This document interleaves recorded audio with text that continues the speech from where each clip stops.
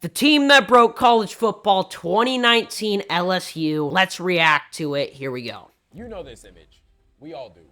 It's the all Joe Burrow's so tough, bruh. That's why I have him on my wall Joe over there, Burrow, the king probably. of the world, capping off the greatest season in college football history. But look, to really understand how impossible 2019 Where would you guys rank Joe Burrow among college quarterbacks of all time? was, you have to look here. That 2019 LSU team. Some people have him as their number one. It wasn't the next step in a master plan.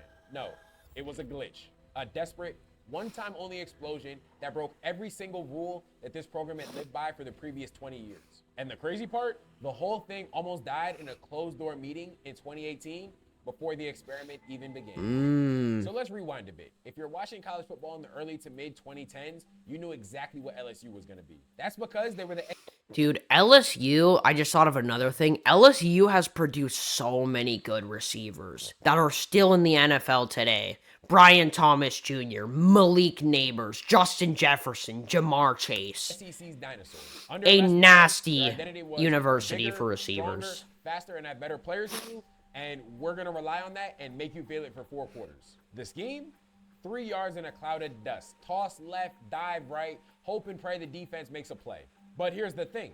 That used to drive LSU fans insane. That's because they had NFL royalty on the outside. Like, you're telling me you have Odell Beckham, Jarvis They Landry, did have Odell people Beckham and who Jarvis write NFL Landry. record books, and you really weren't That able is to- I mean, nasty. you'd watch these guys run the crispest route you've ever seen just for the ball to sail over their head, or for the offense to draw up a run play on a third and So they short. didn't have And a that good wasn't just bad quarterback, coaching. huh? That was total and utter institutional stubbornness. And at a time when the rest of college football was speeding up with spread offenses, RPOs, Is that and Johnny throwing the ball Manziel? 50 times a game, it felt like LSU Johnny was getting left in the Manziel, past. man. And it almost felt What a like they guy. took pride in the fact that they were refusing to play in the 21st What century. could have been. To them, they relish the idea of winning ugly. But the thing about winning ugly is it only works if you're winning. And once you start losing to Alabama every single year because Nick Saban figured out how to score 30 points, well, yeah, no one cares about your identity anymore. And after a while, it became obvious that the elite talent LSU had stockpiled was being wasted by the archaic system. The fans knew it, the media knew it.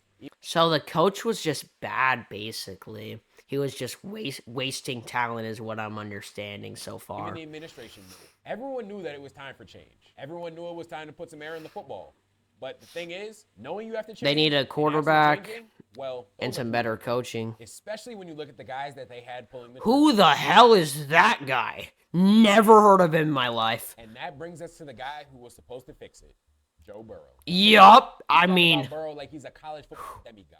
The Bayou Bengals savior. Yeah, the guy bro. who put together the most flawless season in college football history. But honestly, that's not even close to is that true? The most flawless season in college football history?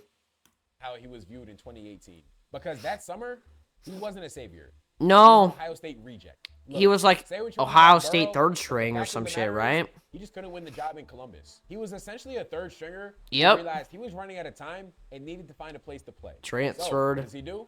He grad transfers to LSU.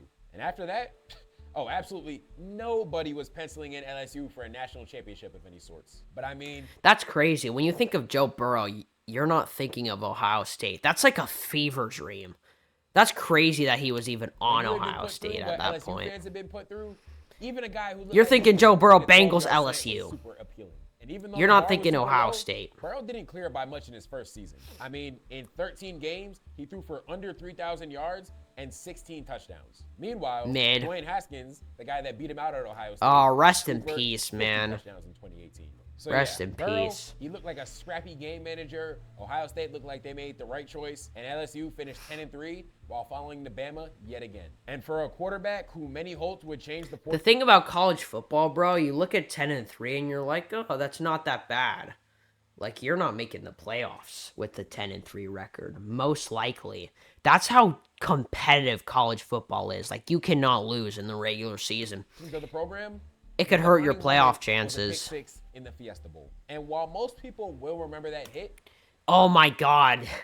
Dude, some people say this was the hit that changed Joe Burrow. few will remember that Burrow actually led LSU to a comeback win in that game. Yeah. But for Burrow, that was his brand at the time. Gritty, tough, I mean, but a superstar, a Heisman winner, a first overall pick. Oh, you would have been laughed out of the room if you said any of those. But for the first time in a long time, the narrative around LSU's quarterback had shifted. No longer did they have guys that would tank their chances of winning. Yep. What they had was a tough quarterback who wouldn't actively lose them games, but put the team on his back and beat Bama?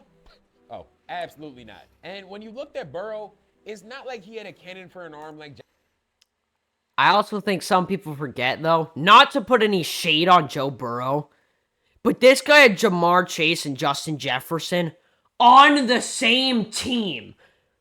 I mean, what? How do you let that happen? Or even Deshaun Watson.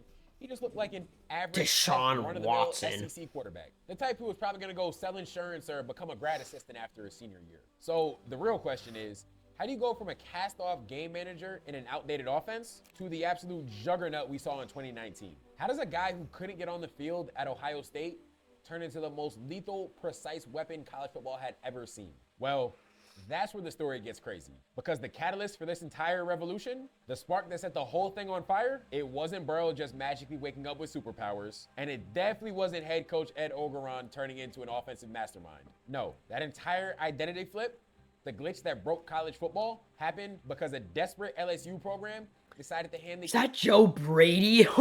That's the Bills head coach. keys to a 29-year-old offensive assistant who was armed with nothing but a laptop and a New Orleans Saints playbook. If you know anything about LSU football historically, you know their DNA. For decades, the blueprint in Baton Rouge was simple. You recruit the biggest, scariest offensive lineman in the South, you hand the ball to a freak of nature running back, and you play defense like your life depends on it. I mean, think back to the Les Miles era. It was physical, it was punishing, and honestly, it was incredibly frustrating to watch if you were looking for a modern passing game. They were winning games by beating people into submission, but in the modern era of college football, that was a thing of the past. Gone were the days when you can win a national championship throwing the ball 15 times and hoping your defense pitched the shutout. And Ed Ogeron knew this. He knew that if LSU was ever going to get over the hump... A lot of people say defense wins championships. How true is that? I mean, you look at the Houston Texans, you look at the Denver Broncos. Those two teams had the best two defenses in the NFL. But at the end of the day, their offense just let them down. Your defense can only do so much. You gotta score. Win a title again and not just be that team with all the players that finishes 9-3. They had to completely kill their old identity. So Coach O, what did he do?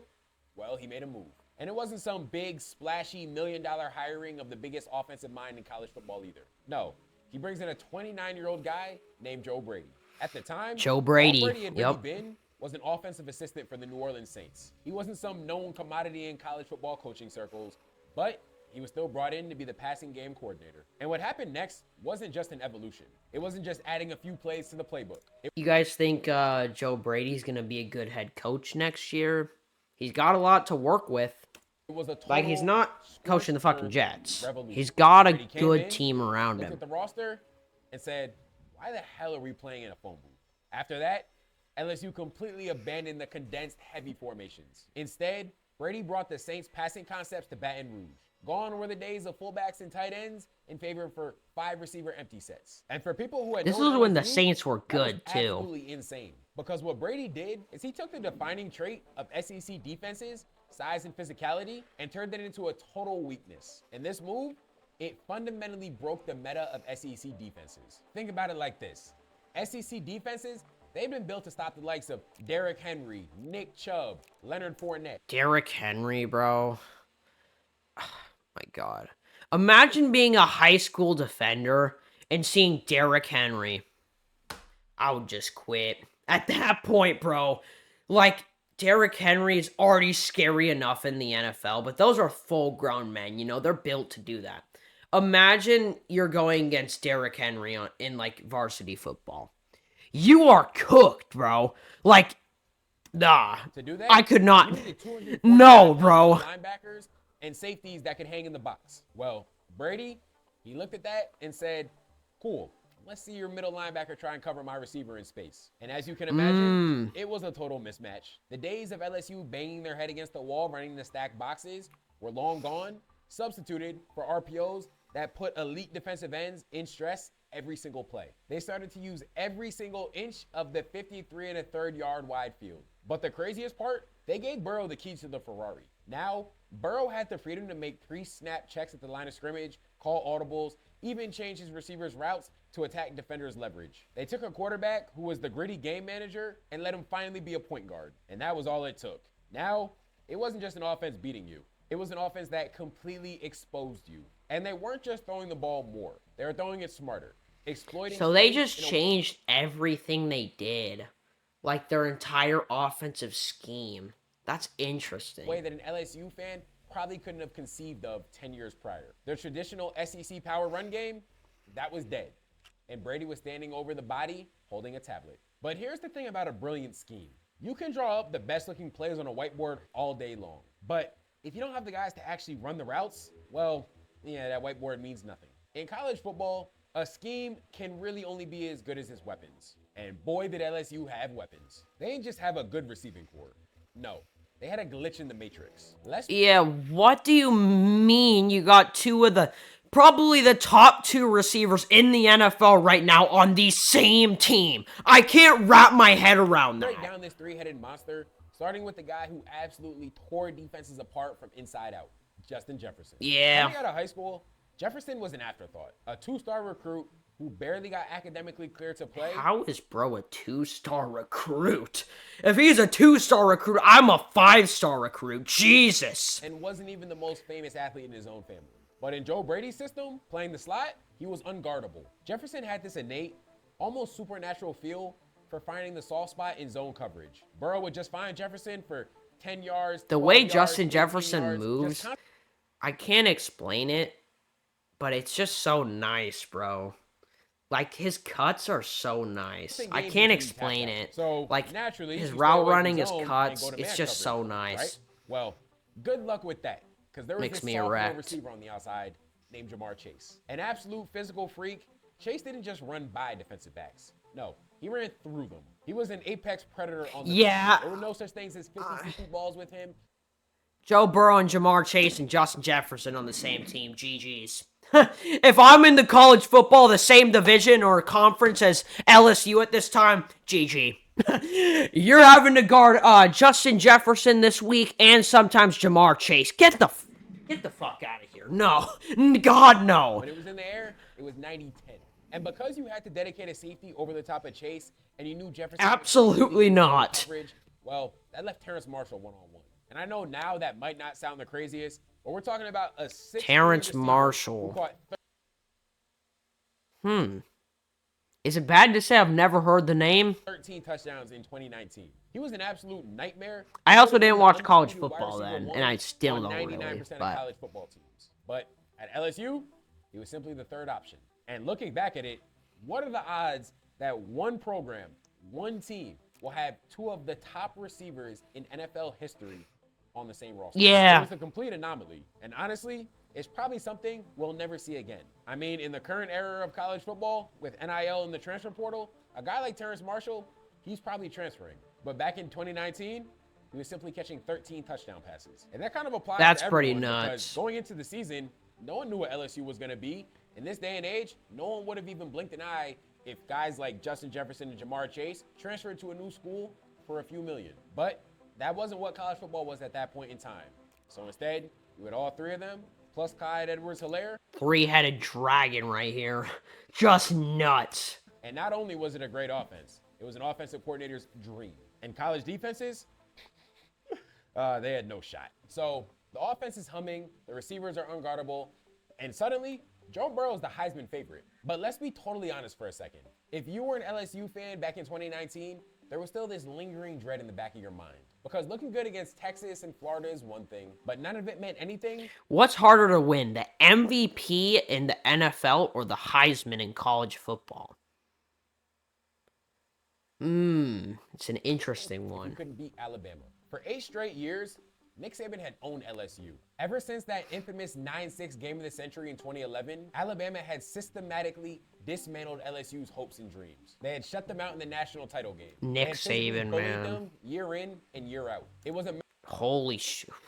The last 8 shut them meetings? out in the national title game. They had physically bullied What do you mean? This is just straight belt for like 8 years. Complete them year in, Yeah. year out. It was a mental block. And A some of those had psychological zero, barrier big that fat hung over the zeros on entire it. State of Louisiana. I mean, LSU fans, they probably had PTSD.